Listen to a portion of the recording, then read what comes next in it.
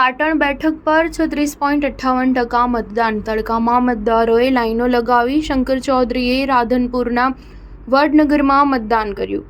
પાટણ લોકસભા બેઠક પર સવારે 7ના ટકોરે મતદાન શરૂ થઈ ગયું હતું. વહેલી સવારથી મતદારોએ મતદાન મથક પર લાઈન લગાવી છે. 2.19 લાખ મતદારો 10 ઉમેદવારોનું ભાવિ ઈવીએમમાં સીલ કરવા તૈયાર થઈ ગયા છે. મતદારો શાંતિપૂર્ણ રીતે મતદાન કરી શકે તે માટે જિલ્લા ચૂંટણી તંત્ર દ્વારા ચુસ્ત સુરક્ષા વ્યવસ્થા મતદાન મથક ઉપર ગોઠવવામાં આવી છે. આ બેઠક પર ભાજપના ભરતસિંહ ડાભી અને કોંગ્રેસના ચંદનજી ઠાકોર સહિત 10 ઉમેદવારો મેદાને છે. પાટણ, મહેસાણા અને બનાસકાંઠા જિલ્લાની કુલ 7 વિધાનસભા મત વિસ્તારનો સમાવેશ થાય છે. આ 7 વિધાનસભા મત વિસ્તારના કુલ 2073 મતદાન મથકો ઉપર સવારે 7 વાગ્યાથી મતદાનની પ્રક્રિયા શરૂ થઈ છે. પાટણ લોકસભા બેઠક ઉપર સ્ત્રી મતદારો 9,82,261 અને પુરુષ મતદારો 10,37,623 અને અન્ય મતદારો 32 મળી લોકસભા બેઠકમાં કુલ 20,19,916